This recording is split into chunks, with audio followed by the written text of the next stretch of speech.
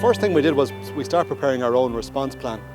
Back in probably early May, we felt really as a sense of gaining control, having some plan, having something that we could share with members and players that this is what we're thinking about. We were very conscious of the government strategy for reopening business and society and the return to work protocol, and we were trying to build something around that the club would mirror the strategies within the government, and we knew that there would be other plans coming that would influence that, but we were trying to have our own sense of planning, so that was the first thing we did.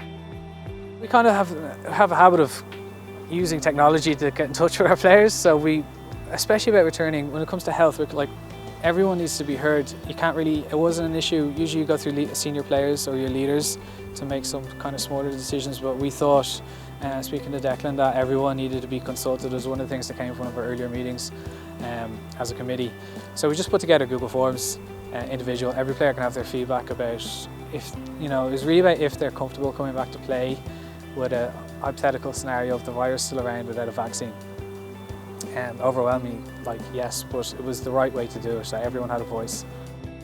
You can expect to be filling out a return to play questionnaire that questions your health and your symptoms of COVID. That's the first thing. Second of all, some information about travelling to training, not sharing a lift, getting here just in time, coming here togged out and not having to use the changing facilities. They won't be open, they won't be available, the gym won't be open, it won't be available, so literally the toilet will be available for those who might need to use it on a one in, one out basis.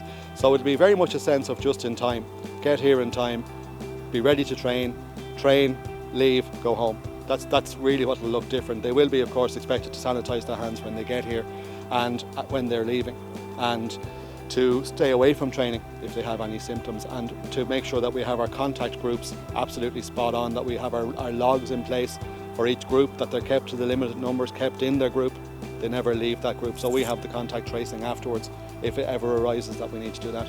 So there'll be a lot of differences, but at the same time we want to integrate it into normal as well and make sure that they don't feel like they can't train and they can't get something out of training. There needs to be fun, there needs to be development, and we need to manage that process for them.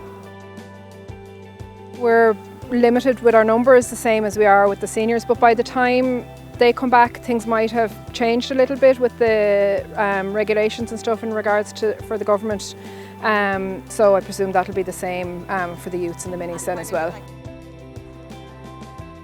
You forget how much you would miss the place. It was just fun.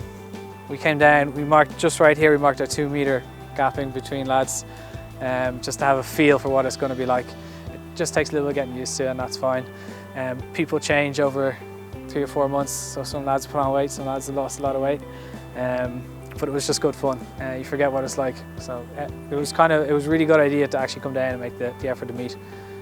The itchy feet is there, you can feel it.